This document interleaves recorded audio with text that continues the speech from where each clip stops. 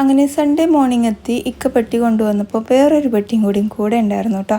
ബിസ്ക്കറ്റിൻ്റെ variety ഉണ്ടായിരുന്നു. അതിലെന്തായാലും അതിൻ്റെ unboxing വീഡിയോസൊക്കെ ഞാൻ ചെയ്യുന്നുണ്ട് കേട്ടോ. അപ്പോൾ പാല് കൊണ്ടുവന്ന് വേഗം നമ്മൾ ചായ പരിപാടിക്ക് നിന്നു. ചായ എല്ലാം കുടിച്ച ശേഷം അയൻകുട്ടി പത്രം വന്നിട്ടുണ്ടോ നോക്കാൻ വേണ്ടി പോയതാണ് കേട്ടോ. സാധാരണ ഉപ്പയാണ് എടുക്കാറ്.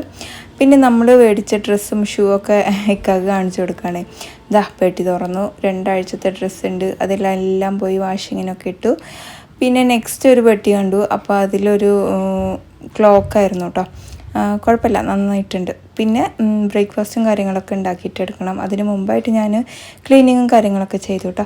പിന്നെ ടൊമാറ്റോ ചട്നി, പൊടി, ഇഡ്ഡലി, മുളക് ചട്നിയൊക്കെ ആയിട്ട് നമ്മുടെ ബ്രേക്ക്ഫാസ്റ്റൊക്കെ റെഡിയാക്കി ഞങ്ങളെല്ലാവരും കൂടി ഇരുന്ന് ഫുഡെല്ലാം അടിച്ചു.